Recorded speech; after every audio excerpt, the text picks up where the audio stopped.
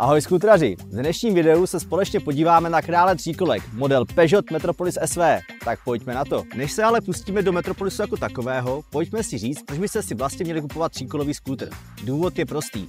Možnost řídit s řidičákem na auto výkonný a pohodlný skútr, který v pohodě zvládne i cestování ve dvou. Motor o objemu 400 kubíků poskytuje výkon 35 koní a to už je opravdu jiná jízda než s klasickým 125kovým skútrem. Pojďme ale zpátky k tomuhle francouzskému fešákovi. Francouzská značka Peugeot Motorcycles začala model Metropolis vyrábět v roce 2013 a za tu dobu se tento model etabloval na trhu díky svému nezaměnitelnému designu, praktičnosti a uživatelské přívětivosti.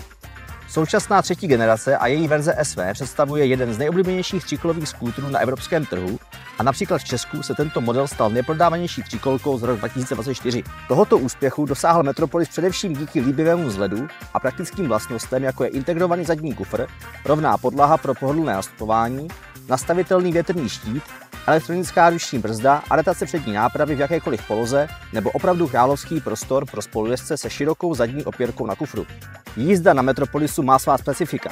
Dvě přední kola spolu s propracovanou nápravou nabízejí vynikající trakci, kterou pocítíte v obzvlášť táhlých zatáčkách. Když se naučíte správně používat adaptaci přední nápravy, můžete na Metropolisu jezdit i bez nutnosti sundávat nohu z podlahy. Silný motor vám nabízí velmi dobrou dynamiku, maximální rychlosti se pohybují kolem 150 km za hodinu a spotřeba si při pohodové jízdě drží kolem 4 litrů.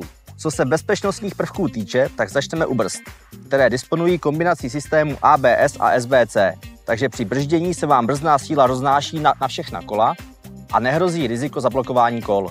Při rozjezdech na mokru nebo na kluském povrchu pomáhá nastavitelná kontrola trakce a při náhlém prudkém brždění tu máme automatické rozblikání výstražných světel.